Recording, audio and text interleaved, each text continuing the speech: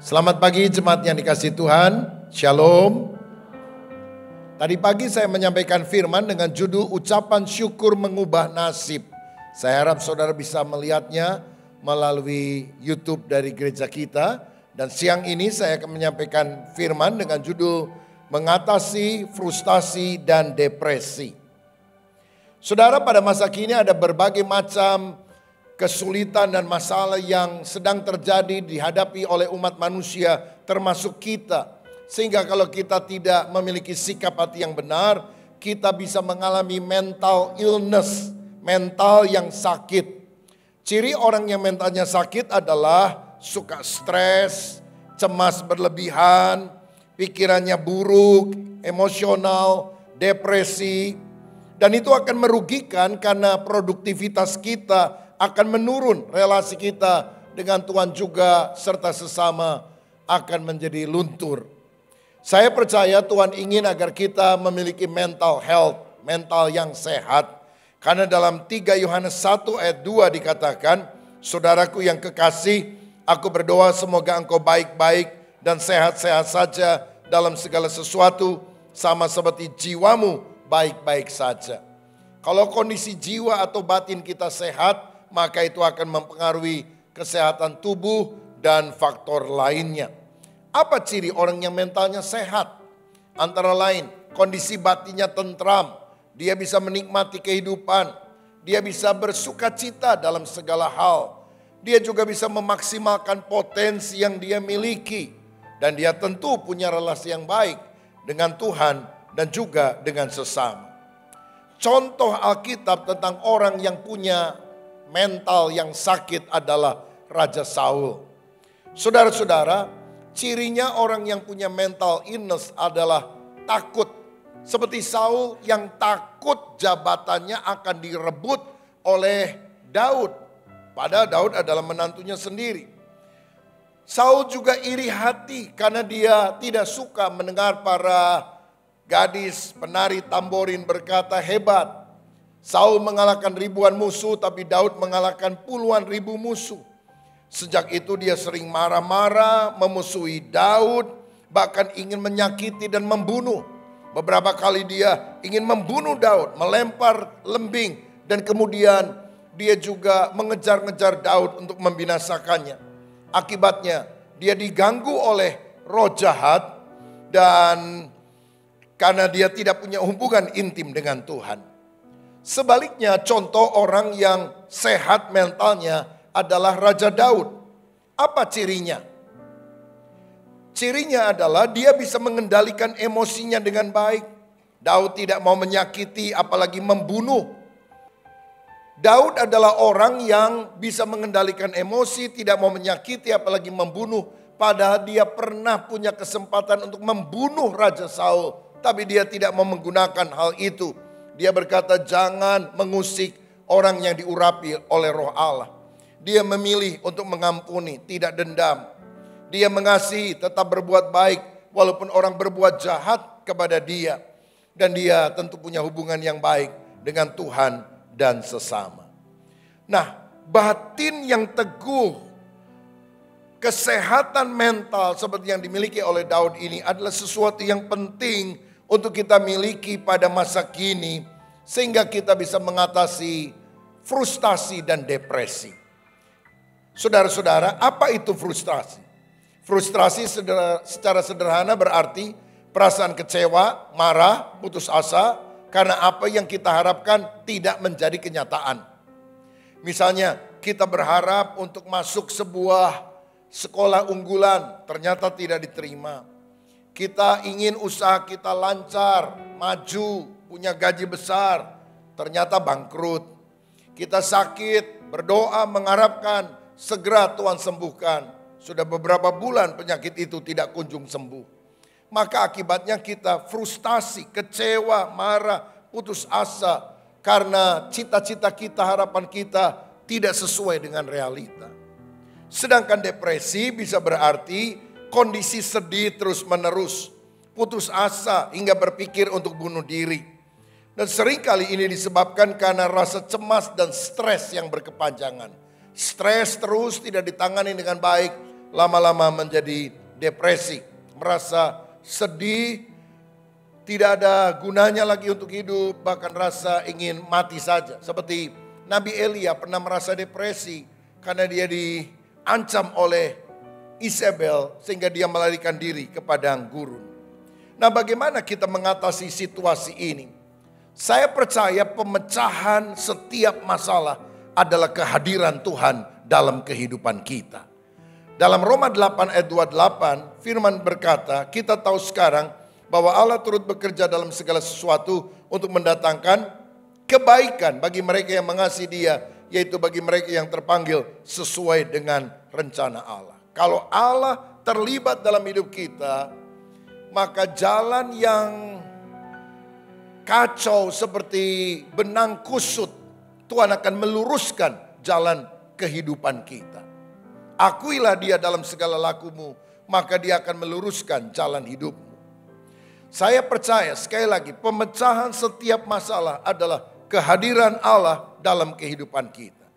Ingat ke saudara, bahwa kata pertama atau kalimat pertama dalam Alkitab, Kejadian 1 ayat 1 diawali dengan ucapan, pada mulanya Allah.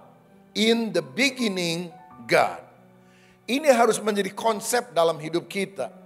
Kalau saudara sakit, pada mulanya apa? Obat, dokter, atau berdoa kepada Allah. Kalau saudara nggak punya uang, pada mulanya apa? Ngutang, atau saudara berharap berdoa kepada Allah. Kalau saudara bangun pagi, yang pertama engkau pikirkan, tokomu, usahamu, keluargamu, pacarmu, atau Allah. Apa yang kita letakkan sebagai dasar, itu akan menentukan hasilnya. Kalau pada mulanya Allah, in the beginning God, maka Tuhan akan perlancar kehidupan kita.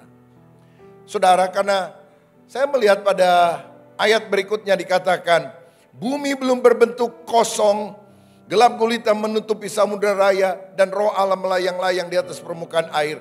Berfirmanlah Allah, jadilah terang, lalu terang itu jadi. Kondisi yang belum berbentuk, yang kosong, kacau balau, gelap. Tetapi ketika Tuhan hadir, firman-Nya disampaikan, terang itu menjadi ada. Hidup saudara mungkin kacau, gelap gulita, tidak beraturan, berantakan. Hadirkan Tuhan. Pada mulanya Allah, kegelapan akan berubah menjadi terang. Kita akan mengalami perkara-perkara yang baik yang berasal dari Tuhan. Siapa yang percaya? Kalau Allah terlibat dalam hidup kita, kegelapan berubah menjadi terang. Kekacauan berubah menjadi keteraturan. Haleluya. Allah bisa bekerja dalam segala perkara dan mengubah apa yang tampaknya buruk bagi kita sekarang. Ternyata itu mendatangkan kebaikan. Mungkin saudara pernah dengar kisah ada seorang petani di desa yang punya 1 ekor kuda jantan. Kudanya satu kali masuk hutan dan hilang.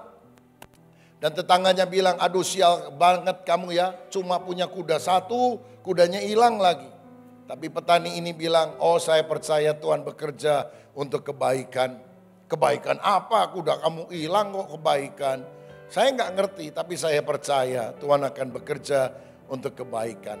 Seminggu kemudian, kuda jantannya ini balik lagi dari hutan. Membawa seekor kuda betina liar dari hutan. Rupanya selama seminggu mereka pacaran di hutan. Dan setelah berkenalan cukup lama, maka si jantan mengajak si betina untuk memperkenalkan kepada calon mertua. Minta persetujuan, begitu saudara. Dan akhirnya petani ini mempunyai 2 ekor kuda. Tetangganya datang bilang, wah untung bener ya. Gara-gara kuda kamu hilang, sekarang kamu dapat 2 kuda. Apa ku bilang? Tuhan bekerja mendatangkan kebaikan. Beberapa hari kemudian, anak laki dari petani ini berusaha menjinakkan kuda betina liar dari hutan. Kuda melompat-lompat sampai anak itu jatuh. Kakinya terinjak oleh kaki kuda, timpang. Tetangga datang lagi, dia bilang, sial bener ini kuda. Gara-gara nemu kuda ini, kaki anak kamu jadi timpang. Petani bilang, Tuhan bekerja mendatangkan kebaikan. Kaki anakmu timpang, apa kebaikannya? Saya nggak ngerti, tapi saya percaya Tuhan akan melakukan hal yang baik kepada saya. Beberapa bulan kemudian terjadi peperangan antara negara itu dengan negara tetangga. Dan semua anak-anak muda di desa itu wajib militer, harus pergi berperang. Semuanya mati, tidak ada yang hidup, tidak ada yang balik. Kecuali ada satu pemuda yang tidak mati di desa itu. Siapa? Anak si petani. Karena ketika dia diminta untuk berperang dan ketika komandannya lihat dia tidak bisa berjalan dengan sempurna, maka dia bilang, udah kamu gak usah ikut perang. Nanti kalau lari kamu ketinggalan paling belakang. Dan ketika semuanya mati, hanya pemuda itu yang hidup.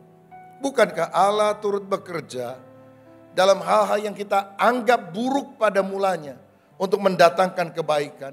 Karena Allah itu Allah yang baik. Saya akan mulai penjelasan ini dengan lebih mendalami siapakah Allah itu sebetulnya. Alkitab berkata, God is love. Allah adalah kasih. Kasih itu bukan hanya sifat Allah. Allah bukan hanya memiliki kasih. Allah adalah kasih. Saya kasih contoh supaya saudara mengerti. Saya, Rubin Adi, adalah manusia. Apakah saya baik, apakah saya jahat, itu tidak mempengaruhi hakikat saya sebagai manusia. Saya adalah manusia. Saya nggak bisa berubah bentuk menjadi yang lain. Misalnya, kalau saya tidur, saya manusia. Kalau saya makan, saya jadi Allah. Kalau saya jalan, maka saya jadi tumbuhan. Kalau saya berlari, maka saya jadi hewan. Nggak bisa. Apapun yang saya kerjakan, baik atau buruk dengan sifat saya adalah manusia. Allah adalah kasih. Jadi apapun yang Allah kerjakan, tidak mungkin dia melepaskan hakikatnya yang maha kasih itu. Allah bukan hanya memiliki kasih, Allah adalah kasih. Jadi waktu dia melakukan sesuatu yang saudara mungkin menangis, jengkel, memaki Tuhan karena saudara anggap Allah itu jahat. Tuhan tidak pernah bisa lepas dari hakikatnya. Karena God is love. Allah adalah kasih. Kasih Allah itu adalah kasih yang melampaui batas logika, pandangan, dan juga pendapat daripada manusia. Seringkali kita manusia membatasi tentang kasih Allah itu karena konsep pikiran yang salah. Tuhan, kalau uang saya banyak berarti engkau mengasihi saya. Kalau saya sehat, keluarga saya bahagia, maka Tuhan mengasihi saya. Tapi kalau saya rugi, saya bangkrut, doa saya tidak dijawab, berarti engkau tidak mengasihi saya. Berarti kita sudah menurunkan pandangan tentang Allah Maha Kasih. Itu menurut konsep pemikiran kita. Allah harus memenuhi syarat kita dulu, baru kita sebut sebagai Allah yang penuh dengan kasih. Tidak bisa, saudara.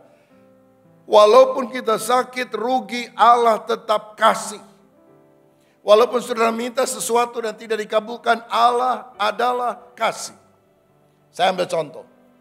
Kalau saudara misalnya punya anak, lalu anak itu nakalnya luar biasa. Saudara selalu kasih apa saja yang dia mau, memanjakan.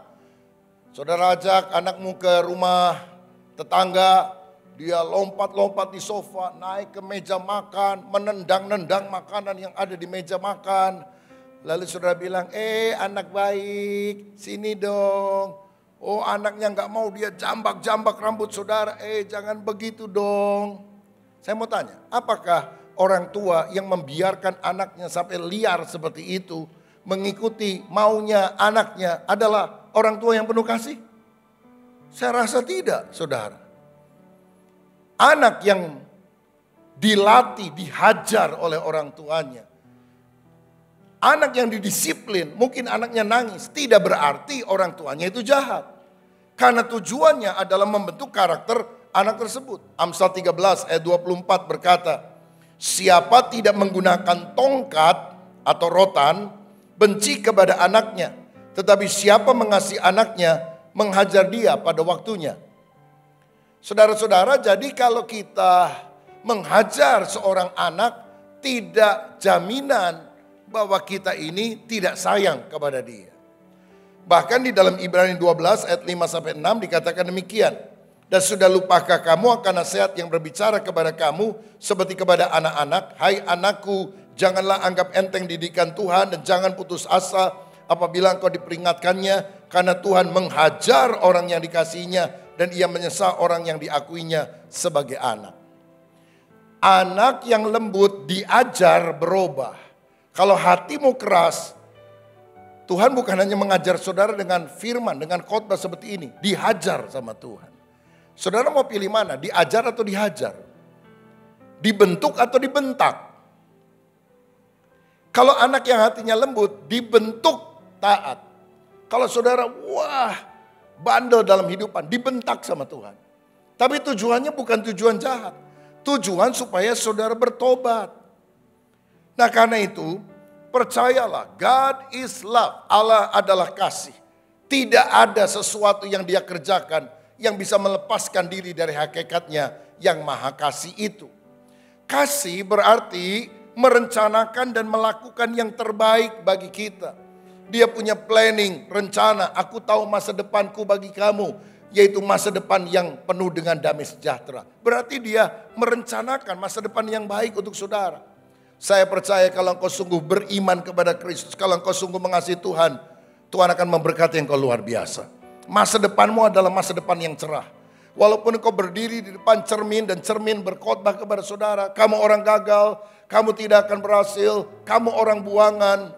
Tuhan berkata, aku mengasihi engkau, engkau berharga di mataku, engkau adalah biji mataku, aku akan mengangkat engkau naik, engkau tidak akan turun, engkau akan menjadi kepala, engkau tidak akan jadi ekor. Kita bukan apa yang orang katakan tentang kita. Kita bukan apa yang diri kita katakan tentang kita. Kita adalah apa yang Tuhan katakan tentang kita. Dan kalau Tuhan berkata, engkau berharga di mataku, walaupun engkau mungkin minder, jangan percayai pendapat dirimu, percayai pandangan Allah. Engkau berharga. Saudara ini bukan BS, barang sortiran. Saudara BP, bangsa pilihan Tuhan. Saya bangsa pilihan Tuhan, bukan barang sortiran. Setuju saudara? Ucapkan bersama-sama. Kalau yang nonton lewat online, YouTube boleh ketik ya. Saya bangsa pilihan Tuhan, bukan barang sortiran. 2, 3. Saya bangsa pilihan Tuhan, bukan barang sortiran. Allah mengasihi, dia merencanakan dan melakukan yang terbaik bagi kita. Manusia tidak bisa melakukan yang terbaik bagi anak yang dia cintainya bahkan, karena tidak maha tahu dan tidak maha kuasa. Saya ambil contoh. Kalau misalnya ada seorang bapak punya anak remaja umur 15 tahun dan anaknya itu minta dibelikan sepeda motor. Kira-kira dikasih atau enggak ya? Apakah tidak menuruti keinginan anak usia 15 tahun adalah tanda orang tua tidak mencintai anaknya? Atau sebaliknya, apakah langsung membelikan adalah garansi bahwa dia mengasihi? Jadi misalnya oke lah, anak itu dibelikan motor. Dia pakai motor, ternyata dipakainya untuk kebut-kebutan sama temennya. Tabrakan sama truk, mati. Anak 15 tahun ini. Waktu upacara penguburan, papanya nyesel. Dia bilang, aduh kalau aku tahu anakku mati, saya gak akan belikan motor buat dia. Saudara, sebetulnya membelikan motor buat anak bukan perbuatan jahat. Tapi motor yang tujuannya dibelikan untuk tujuan baik, karena kita nggak mau tahu bisa mendatangkan bencana dalam kehidupan anak. Itu sebabnya kita tidak bisa merancangkan melakukan yang terbaik bagi anak yang kita kasih, bagi orang yang kita cintai. Karena kita tidak mau tahu. Apa yang kita anggap baik mungkin saja bisa mendatangkan hal yang tidak baik.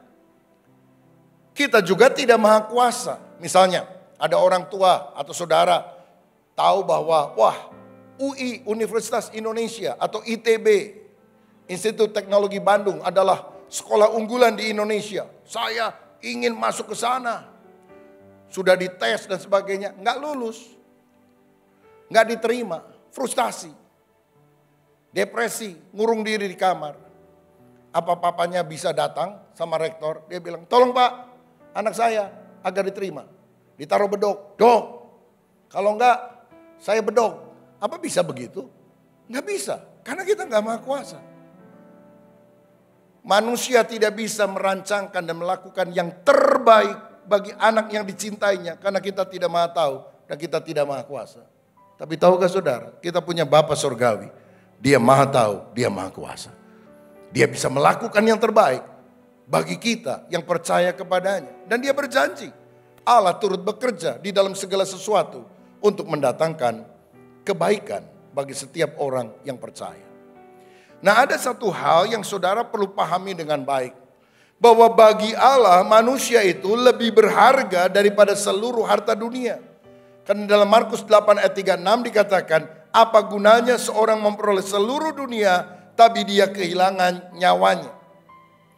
Yesus mati di kayu salib untuk menyelamatkan manusia.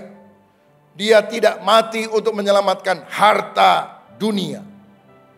Kalaupun di dunia ini hanya ada satu orang berdosa, satu pengemis busuk yang berdosa, Yesus saya yakin masih tetap rela mati di kayu salib demi menyelamatkan pengemis itu. Yesus mati bukan untuk menebus 1000 mobil Ferrari, 10.000 mobil Lamborghini. Yesus mati karena dia cinta saya dan saudara, manusia berdosa. Saudara-saudara, kalau misalnya satu kali Tuhan datang dalam mimpi kepadamu dan berkata, aku mau titipkan kepada kamu, boleh pilih. Satu pengemis busuk untuk kamu rawat, atau satu mobil Ferrari atau Lamborghini. Boleh deh pilih, Lamborghini atau Ferrari, atau satu pengemis yang busuk badannya karena bernanah dan sebagainya untuk kamu rawat. Siapa pilih pengemis? Siapa pilih mobil Ferrari? Saudara itu maunya apa sih? Ayo jujurlah, kalau kita disuruh pilih, saya rasa sebagian besar dari kita akan pilih mobil Ferrari, mobil Lamborghini, rumah yang besar, rumah yang bagus. Di hadapan Tuhan, Ferrari dan Lamborghini tidak ada artinya. Hati Bapa Surgawi bersuka cita. Bukan karena kita bisa punya gaji yang besar, uang yang banyak, karir yang melesat, jabatan yang tinggi. Hati Bapa Surgawi disukakan ketika dia melihat satu orang berdosa datang bertobat kepada dia. Satu jiwa lebih berharga dari seluruh harta dunia. Nah, masalahnya seringkali kita memarahi atau sakit hati kepada orang yang mungkin tanpa sengaja merusak mobil kita, menjatuhkan laptop kita, membuat tas kita menjadi kotor, motor kita jatuh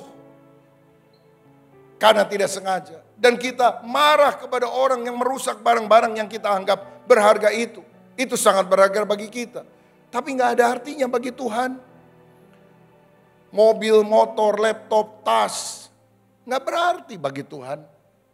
Jauh lebih berarti orang yang saudara sakiti hatinya, karena mungkin tanpa sengaja engkau merusak barang kesayangannya itu. Dan karena inilah Tuhan bisa memakai kehilangan sesuatu yang berharga bagi saudara untuk kebaikan yang lebih unggul, yang lebih besar, lebih mulia dalam rancangannya, dalam pemandangan matanya, bukan menurut pandangan mata kita. Saya ambil contoh yang pertama, kehilangan harta. Bukankah Allah Maha tahu jika si A dikasih harta banyak sehingga dia lupa diri, lupa daratan, uang dipakai untuk narkoba, uang dipakai untuk judi, uang dipakai untuk main perempuan dan sebagainya. Bukankah di hadapan Allah yang lebih Maha tahu itu lebih baik si A ini minus harta, akhirnya dia bertobat dan masuk surga. Bagaimana caranya dia minus harta? Hartanya yang banyak mungkin dicuri, mungkin kebakaran, dan ternyata asuransi belum diperpanjang sehingga dia tidak mendapatkan penggantian apapun. Itu kan hal yang buruk. Hartanya habis, ludes, digarong orang atau kebakaran. Dia bisa marah-marah sama Tuhan. Engkau jahat Tuhan, engkau tidak mengasihi. Tapi Tuhan akan diam. Karena apa? Lebih baik orang itu maki-maki Tuhan di dunia daripada nanti di neraka dia akan marah dan menghujat Allah selamanya dan berkata, mengapa engkau tidak ambil saja hartaku asal engkau selamatkan jiwaku. Kehilangan harta memang tidak nyaman, saudara-saudara. Tidak enak, siapa yang gak mau? Siapa yang mau mengalami hal buruk itu? Tidak ada. Tapi di pemandangan Tuhan yang Maha Tahu, kalau uangmu akan menyeret engkau masuk ke neraka, Tuhan ambil uangmu itu. Berani gak ibu-ibu berdoa? Tuhan, aku selalu berdoa supaya suamiku usahanya maju, uangnya tambah banyak dan sebagainya. Sekarang dia nyeleweng, sekarang dia waduh lupa Tuhan dan sebagainya. Berani gak saudara bilang, Tuhan aku mengasihi engkau, aku mengasihi suamiku. Ambil tuh hartanya asal selamat jiwanya. Oh janganlah. Karena bagi kita harta terlalu berharga dibandingkan dengan jiwa manusia. Saya mau katakan peristiwa buruk itu bisa diizinkan terjadi demi kebaikan kita. Saya tidak bilang garongnya disuruh Tuhan, kebakaran apinya dari Tuhan, enggak. Kita sudah hidup dalam satu dunia yang tatanannya rusak, ada di dalam dosa, dan peristiwa buruk bisa terjadi. Orang kemarin teriak-teriak, ini Cianjur karena hukuman Tuhan dan sebagainya. Bisa seperti itu. Tapi dunia ini memang sudah tua. Pergeseran di bawah bumi itu bisa terjadi saja, di mana saja. Karena dunia ini bukan sorga, saudara. Virus COVID-19 itu bisa menyerang orang Kristen atau non-Kristen. Kalau satu daerah kebanjiran, apa rumah orang Kristen terangkat sehingga lepas dari banjir, rumah orang non-Kristen yang terendam? Enggak, saudara. Karena kita hidup dalam satu dunia yang berdosa. Jadi hal-hal yang buruk bukan berasal dari Tuhan, tapi bisa diizinkan Tuhan demi kebaikan kita. Kebaikan bukan kenyamanan, kebaikan bukan uang banyak, kebaikan bukan semuanya enak buat kita. Tapi kebaikan adalah agar kita bisa mengerti rencana Allah yang lebih sempurna. Supaya karakter kita bisa dibentuk menjadi lebih seperti Yesus Kristus. Saya tahu sesuai dengan Ayub 1 ayat 10, Allah itu memagari anak-anaknya. Jadi tidak ada serangan iblis yang bisa terjadi kalau Tuhan tidak mengangkat pagar itu. Allah memagari anak-anaknya. Tapi kadang-kadang Allah mengizinkan hal yang tidak enak terjadi untuk kebaikan kita, untuk memurnikan kita, dan memberkati kita pada akhirnya. Saudara-saudara, Ayub adalah orang yang benar. Dibanggakan oleh Tuhan bahkan kepada iblis. Tidak ada yang lebih benar daripada Ayub. Tapi ternyata 10 anaknya mati, seluruh hartanya habis, seluruh badannya penuh dengan bisu. Istrinya bilang, kutuki saja Allah, lalu kamu mati. Mungkin dia sambung, setelah itu aku kawin sama orang lain lagi, begitu. Tapi Ayub tidak mau menyangkal Tuhan. Dia berkata, masa kita mau terima yang baik tapi tidak mau terima yang buruk dari Tuhan. Dalam kesemuanya itu, Ayub tidak berbuat dosa dengan bibirnya. Saudara-saudara, kenapa Allah izinkan itu kepada Ayub? Ayub gak ngerti. Tapi Ayub berusaha menjaga diri. Dia bilang, karena Tuhan tahu jalan hidupku. Seandainya ia menguji aku akan timbul seperti emas. Artinya aku dimurnikan oleh Tuhan. Dan akhirnya Ayub diberkati 2 kali lipat ganda. Hartanya double. Dia punya 10 anak lagi, jadi 20. 10 di sorga, 10 di dunia. Bukankah ini berkat double porsi? Setelah lulus ujian akan ada pujian, berkat daripada Tuhan. Jadi kalau saudara sedang mengalami masalah seperti Ayub, borok, harta habis, anak mati, atau kesulitan-kesulitan apapun lah yang bagi setiap orang tentu berbeda-beda. Jangan kutuki Tuhan, jangan bilang Allah itu kejam. God is love. Allah bukan hanya memiliki kasih, Allah adalah kasih. Hakikatnya adalah kasih. Jadi apapun yang dia lakukan adalah untuk merencanakan dan melakukan yang terbaik bagi kita sekalian. Nah, kita nggak punya hak untuk menanyakan kepada Tuhan kebijakannya. Siapa kita? Kita debu tanah, dia itu pencunan. Kita nggak punya hak untuk seakan menurunkan Allah dari sorga, mendudukan di kursi pesakitan. Dan kemudian kita menanya dia, jawab, kenapa istri saya sakit? Jawab, kenapa anak saya nggak lulus? Jawab, kenapa saya mengalami kerugian? Jawab, kenapa saya terjadi tabrakan? Siapa kita? Kita cuma debu tanah. Tuhan kenapa ini, kenapa itu? Seakan-akan Tuhan itu kita dudukkan di kursi terdakwa, harus menjawab karena kita adalah hakimnya. Kita cuma debu tanah. Hormatilah Tuhan. Dan ingat ini, Tuhan kalau disuruh ngomong, dia jarang ngomong. Karena Allah itu berdaulat. Dia akan bicara walaupun saudara tidak pernah minta untuk dia bicara kepadamu. Tapi Tuhan tidak akan bicara walaupun saudara doa puasa 40 hari 40 malam. Dan engkau yakin kalau engkau doa puasa, Tuhan akan berbicara. Karena Tuhan bukan answering mesin penjawab. Dia akan bicara kalau dia mau bicara. Dia tidak akan bicara kalau dia tidak mau bicara. Itu semua adalah kedaulatan Tuhan. Jadi yang penting hidup pegang janji Tuhan. Aku menyertai kamu senantiasa sampai kepada akhir zaman. Dia berjanji masa depanmu cerah di dalam tangan Tuhan. Udah pegang janji Allah. Kita tidak hidup dari penjelasannya Tuhan. Kita hidup dari janjinya Tuhan. Karena kalau kita tanya dijelaskan sama Tuhan juga, tetap aja saudara sekalian, kita akan selalu bukan mencari kebenaran, tapi mencari pembenaran. Tapi percayalah ini, Allah bisa mengubah hal yang buruk menjadi berkat. Penderitaan adalah berkat yang menyamar. Yusuf harus dijual sebagai budak ke Mesir. Sampai akhirnya dia mengerti, kalau kamu tidak pernah merencanakan yang jahat dengan menjual aku ke Mesir, aku gak bisa nolong kamu. Karena justru melalui hal yang buruk itu, aku diangkat menjadi raja muda di Mesir. Apa yang dilakukan saudara-saudaranya, menjual dia sebagai budak itu jahat. Tapi Tuhan yang maha baik bisa mengubah hal yang jahat menjadi kebaikan. Temanmu berusaha menyingkirkan engkau, bisa ada seperti itu. Tapi kalau engkau percaya, Allah bisa mengubah hal yang buruk menjadi kebaikan.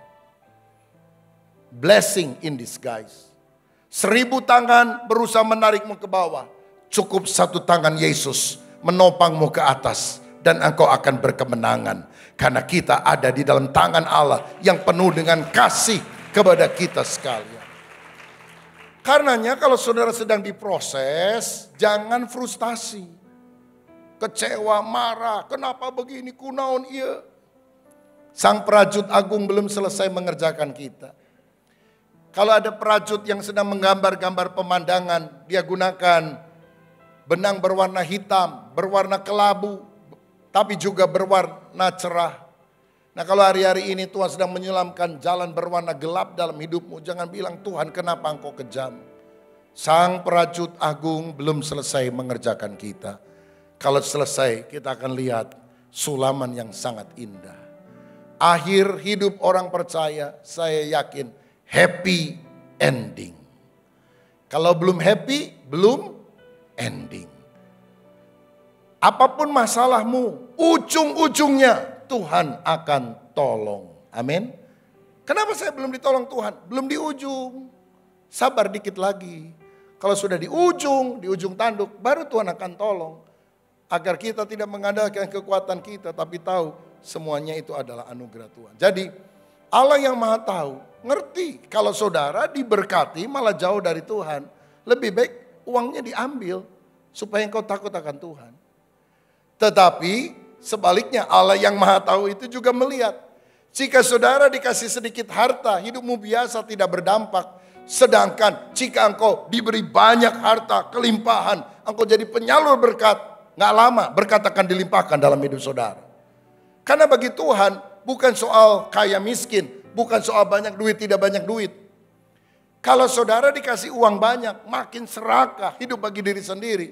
Itu tidak menyukakan hati Tuhan. Tapi ketika engkau jadi bendaharawannya Tuhan, itu suplai sorga tidak akan berhenti mengalir. Jadi kalau saudara ingin diberkati oleh Tuhan, doanya begini, Tuhan berkati saya karena motivasi saya bukan memperkaya diri, motivasi saya menunjang pekerjaan Tuhan. Sehingga lebih banyak jiwa-jiwa diselamatkan melalui harta yang aku tabur untuk kemuliaan nama Tuhan. Karenanya orang yang hatinya dijamah Tuhan jadi generous, murah hati. Orang yang pelit sulit dipakai oleh Tuhan. Malah kalau dia kaya, hartanya nggak bawa berkah saudara dalam kehidupannya. Karena semuanya dimulai dari hati. Yang kedua, kehilangan pacar. Ada yang belum nikah di sini? Kehilangan pacar bagi orang yang belum menikah itu sesuatu yang menyakitkan. Saya ambil contoh ya. Misalnya ada seorang pemuda namanya Budi, pacaran sama orang namanya Lucy, minta maaf kalau namanya sama, ini ilustrasi saja. Tuhan yang maha tahu itu kan ngerti bahwa kalau Budi kawin sama Lucy tidak akan bahagia. Maka Allah dalam kasihnya bisa mengizinkan loh Budi patah hati dan nangis karena ditinggalin oleh Lucy. Walaupun Budi itu orang Kristen yang sungguh-sungguh cinta Tuhan. Frustrasi, nangis, bisa depresi. Tapi kalau Budi itu tahu firman Roma 8 ayat 28, Allah bekerja untuk mendatangkan kebaikan. Dia nggak perlu nangis-nangis. Dia tahu bahwa Tuhan sedang melakukan bagiannya. Sampai satu kali Budi dipertemukan oleh Tuhan 2 tahun kemudian dengan seorang wanita yang lain namanya Lili. Dan ternyata sepadan. Begitu mereka menikah, aduh mereka harmonis, cinta Tuhan, pelayanan sama-sama. Hidupnya jadi berkat bagi orang lain. Dan Budi akan bilang, aduh untung bener ya saya nggak kawin sama Lucy dulu itu. Aku memang waktu putus, aduh nangis kayak mau bunuh diri. Hidup tak berarti. Tapi sekarang syukur Tuhan, syukur. Karena ternyata pasangan yang ini sepadan berasal dari Tuhan. Kita gak maha tahu, Tuhan maha tahu. Ada yang baru diputusin pacar, bersyukur. Karena engkau begitu berharga di mata Tuhan. Sampai Tuhan melepaskan engkau dari si kurang ajar itu, saudara. Bersyukur sama Tuhan.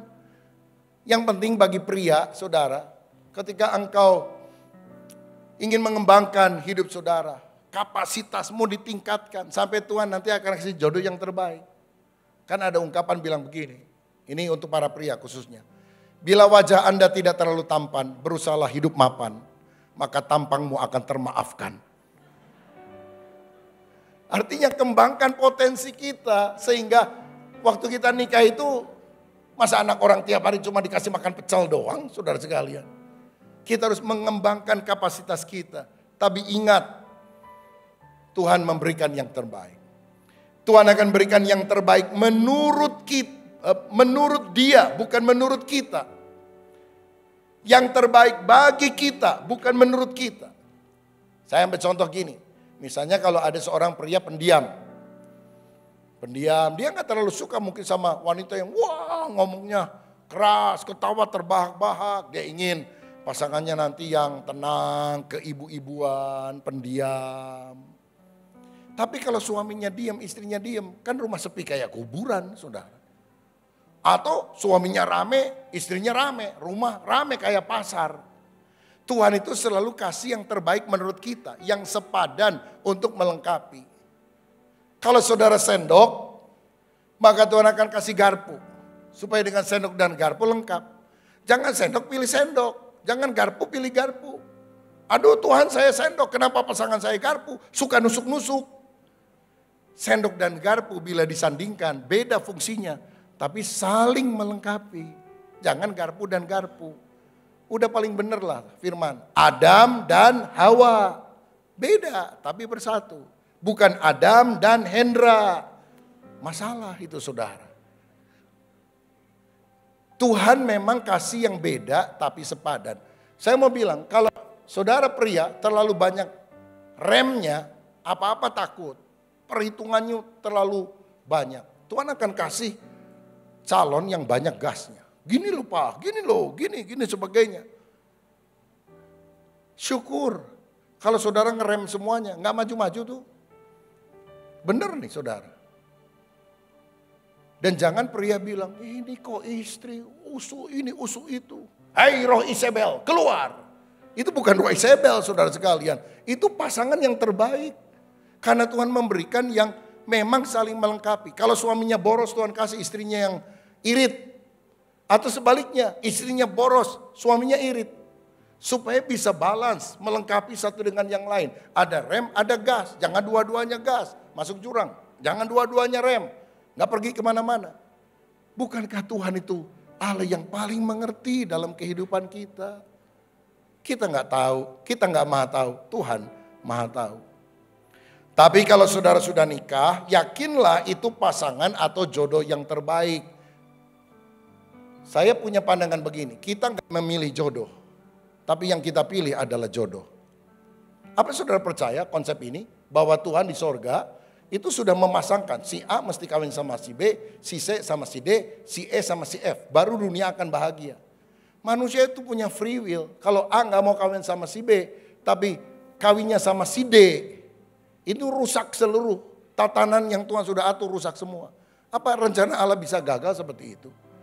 Kita tidak memilih jodoh, tapi yang kita pilih, kita yakini adalah jodoh yang terbaik daripada Tuhan. Kriteria untuk memilih gimana? Seiman. Sekarang perlu ditambahkan baik-baik. Lawan jenis.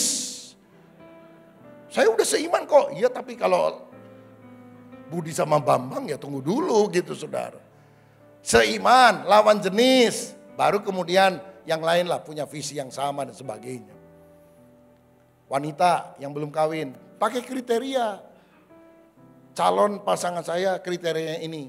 Sehingga jangan sampai engkau ketika didekati seorang pria langsung jangan-jangan jodoh dari Tuhan. Jangan-jangan jodoh dari Tuhan. Kriterianya masuk atau enggak? Seiman, lawan jenis, cinta Tuhan. Kira-kira seperti itu saudara sekalian. Ada yang pakai kriteria 3T. Takwa, tampan, tajir. Begitu saudara. Tapi jangan dibalik, jangan tajir dulu. Ya, takwa, tampan, tajir. Kalau yang laki nggak dapat gimana? 3B. Pertama, berdoa. Sudah Pak, belum dapat. B kedua, berusaha. Sudah Pak, nggak dapat juga. B ketiga, berkaca.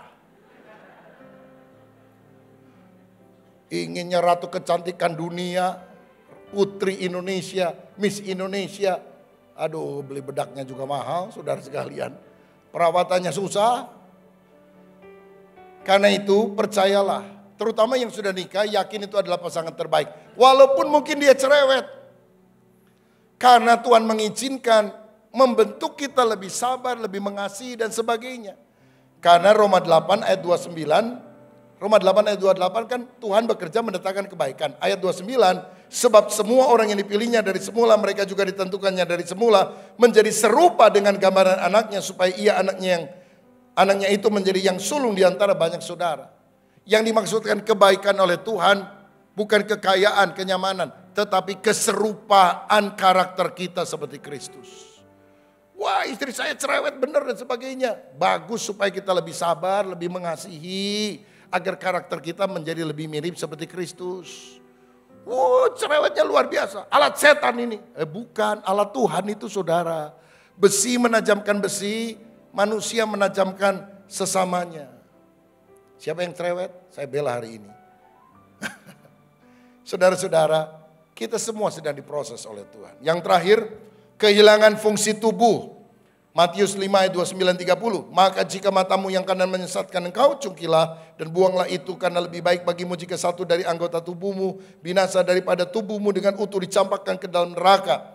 Jika tanganmu yang kanan menyesatkan engkau, penggalah dan buanglah itu, karena lebih baik bagimu jika satu dari anggota tubuhmu binasa daripada tubuhmu dengan utuh masuk ke dalam neraka.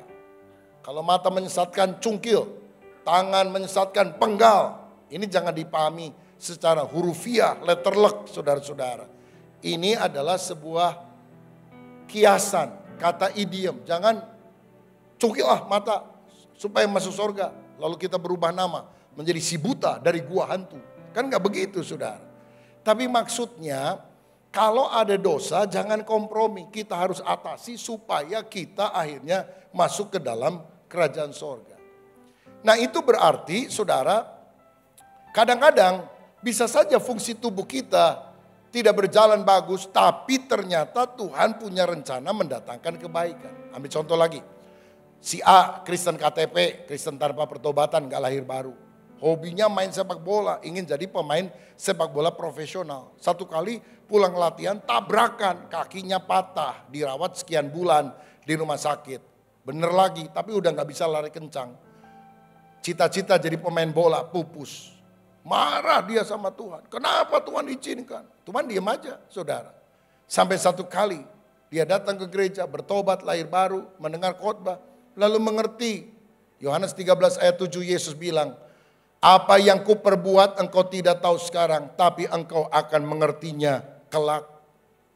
Akhirnya dia masuk sekolah Alkitab. Jadi pendeta, melayani Tuhan, membaptis ratusan jiwa, membawa kepada Yesus. Bukankah itu sesuatu panggilan yang bagi dia lebih mulia daripada dia menjadi pemain sepak bola profesional? Walaupun kalau ada orang mau jadi pemain sepak bola, silakan saja. Tapi Tuhan punya rencana yang lebih baik dalam hidupnya. Saya pernah ikuti seminar penginjilan terbesar di dunia, saya rasa. Amsterdam 2000, diselenggarakan oleh Billy Graham Crusade. Dihadiri oleh kira-kira 11.000 hamba Tuhan penginjil. 11.000-nya sih nggak terlalu banyak. Tapi wakil dari 203 negara di dunia. Saya rasa tidak ada pertemuan yang dihadiri oleh begitu banyak wakil di dunia. Nah, pagi sampai sore seminar-seminar, lokakarya, malam KKR. Nah, waktu KKR itu selain pujian, penyembahan dan sebagainya, selalu ada yang bersaksi. Yang bersaksi itu ada juara olimpiade, ada artis terkenal, ada konglomerat kaya raya. Dan inti dari kesaksian, Tuhan Yesus baik. Semua tepuk tangan. Ya saya pikir ya dia kaya raya, artis terkenal, juara. Ya Tuhan baik sih. Tapi rasanya hari terakhir ada seorang wanita didorong pakai kursi roda. Karena dia bahkan tidak bisa menggerakkan tangan, tidak bisa menggerakkan kaki. Hanya bagian leher yang bisa digerakkan. Namanya Joni Eareckson Tada. Waktu dia muda, dia adalah seorang atlet lompat indah. Tapi satu kali dia tidak perhatikan air laut di pinggiran tempat di mana dia biasa melompat itu sedang surut, saudara. Sehingga akhirnya menghantam bebatuan, lumpuh berbulan-bulan, dirawat di rumah sakit. Dan waktu sembuh hanya bisa menggoyangkan kepalanya. Dia sudah niat bunuh diri, dia rasa hidup tidak berguna. Sampai dia sadar, Roma 8 ayat 28, Allah bekerja mendatangkan kebaikan. Dan kemudian dia punya moto ini. Kalau engkau tidak mengalami mujizat, berdoalah agar hidupmu sendiri yang menjadi mujizat bagi orang lain. Dan dia bilang dalam kesaksian itu, saya tahu di sini ada hamba-hamba Tuhan yang luar biasa dari ratusan negara di dunia. Dan saya juga ingin sembuh, saya ingin didoakan, dan saya percaya Tuhan bisa menyembuhkan saya sempurna. Tapi seandainya tidak, saya tetap berkata Tuhan itu baik. Saudara, dia cari uangnya jadi apa? Jadi pelukis. Kan dia bisa goyangkan mulutnya, bisa goyangkan lehernya. Jadi dia ambil kanvasnya itu, kuasnya itu, lalu dia melukis di kanvas. Dan bagus, dia bisa jual, saudara. Dia menulis buku rohani, kesaksian hidup dan sebagainya. Dan waktu orang-orang mendengar lalu kemudian beli bukunya, dia tanda tangani, dia duduk di depan, dia tanda tangani. Dan tanda tangan pakai mulut. Tanda tangannya singkatan, PTL. Orang tanya, apa ini? Kan namamu Joni Eareckson Tada, mestinya JIT, begitu saudara. Dia bilang PTL. Oh, PTL itu singkatan. Praise the Lord. Puji Tuhan. Kita 11.000 hamba Tuhan ini. Waktu dengar kesaksian-kesaksian, artis hebat semua, wah tepuk tangan. Waktu dia kesaksian, nggak ada yang tepuk tangan, nangis semua saudara. Kok bisa ya orang seperti ini bilang Tuhan itu baik? Karenanya Billy Graham waktu hidup paling sering ngundang dia bersaksi. Paling sering ngundang dia bersaksi. Karena apa? Kalau aku tidak mengalami mujizat, biar hidupku jadi mujizat bagi banyak orang. Percayalah rancangan Tuhan itu indah. Hidup dari janji Allah bukan dari penjelasannya. Selalu bersyukur dalam segala keadaan. Saya percaya kunci berkat bukan penderitaan, tapi sikap yang benar dalam penderitaan. Bahkan kematian pun bagi orang beriman adalah keuntungan. Bagiku hidup adalah Kristus, mati adalah keuntungan. Wahyu berkata, berbahagialah orang yang mati dalam Tuhan. Kok orang mati bahagia? Kalau orang Jawa itu punya pandangan gini, mati bahagia itu kalau mati dikelilingi oleh anak, istri, menantu, cucu, semua keluarga kumpul mati itu bahagia. Kalau orang Tionghoa lain, mati bahagia itu lagi jaya-jayanya, lagi di puncak. Kuaci 5 karung datang gitu saudara. Ya. Kemudian bubur gak henti-hentinya disodorkan kepada tamu yang datang. Wah lagi hebat, bunganya banyak banget. Itu mati bahagia. Alkitab bilang sederhana, mati bahagia adalah mati dalam Tuhan. Biar kuaci 5 karung, kalau nggak dalam Tuhan percuma. Emang kuaci bawa ke sorga? Saudara-saudara, mati bahagia dalam mati dalam Tuhan. Kalau orang mati, itu pertama, tugasnya di dunia sudah selesai. Kedua, rumahnya di sorga sudah jadi. Yang ketiga, pahalanya sudah menanti. Itu mati bahagia karena iman kepada Tuhan. Saya tutup dengan kisah seorang petenis legendaris berkulit hitam dari Amerika bernama Arthur Ashe. Dia pernah menjuarai Grand Slam, American Open, Australian Open, dan Wimbledon. Setelah pensiun, dia kena sakit jantung, saudara. Dirawat, dioperasi 2 kali, bukannya sembuh, dia makin sakit karena ternyata waktu dia ditransfusi darah, dia mendapatkan darah dari donor yang rupanya tidak steril, mengidap virus HIV. Kena AIDS, bukan karena dosanya, badannya makin kurus. Seorang penggemar satu kali bertanya kepada dia, Arthur, pernahkah engkau bertanya, why me Lord? Kenapa mesti saya Tuhan? Bukankah di rumah sakit ini ada ribuan pasien, kenapa kamu yang kena? Bukankah begitu banyak labu-labu darah dari para donor, kenapa kamu yang sial, bukan orang lain? Apakah kamu pernah tanya, why me Lord? Arthur Ashe kemudian berkata begini, tahukah sobat, di dunia ini ada 50 juta orang paling sedikit, 5 juta, 10 juta orang anak yang ingin bermain tenis. Tapi hanya 5 juta yang bisa benar-benar belajar main tenis. Dari 5 juta itu juga hanya 10%-nya, 500 ribu yang bisa belajar menjadi pemain tenis profesional. Hanya 50 ribu datang ke arena bertanding. Hanya 5 ribu yang mencapai turnamen Grand Slam. Hanya 50 orang yang bisa bertanding di Wimbledon. Hanya 4 orang yang sampai ke semifinal, 2 orang masuk final. Salah satunya adalah saya. Dan ketika saya menang, mengangkat piala kemenangan, saya tidak pernah tanya, why me Lord? Kenapa saya Tuhan? Jadi pantaskah saya? Ketika Tuhan izinkan ini terjadi, saya berkata, why me Lord? Saya tidak mengerti mengapa ini terjadi. Tapi saya percaya apapun yang Tuhan lakukan adalah yang terbaik. Siapa yang setuju? Berikan kemuliaan untuk Tuhan kita. Arthur Ashe meninggal dalam iman yang teguh kepada Tuhan. Kelihatannya dia mati, tapi dia punya rumah di sorga. Karena dia percaya kepada Yesus. Bukankah itu mati bahagia? Hari ini jangan gampang frustrasi. Karena patokanmu, cita-citamu, rencanamu, agendamu. Berdoalah, batalkan agendaku, gagalkan rencanaku. Tapi biarlah rencana dan agendamu yang jauh lebih baik terjadi dalam hidupku. Kiranya Tuhan memberkati kita semuanya. Amin. Tuhan memberkati. Kita bangkit berdiri.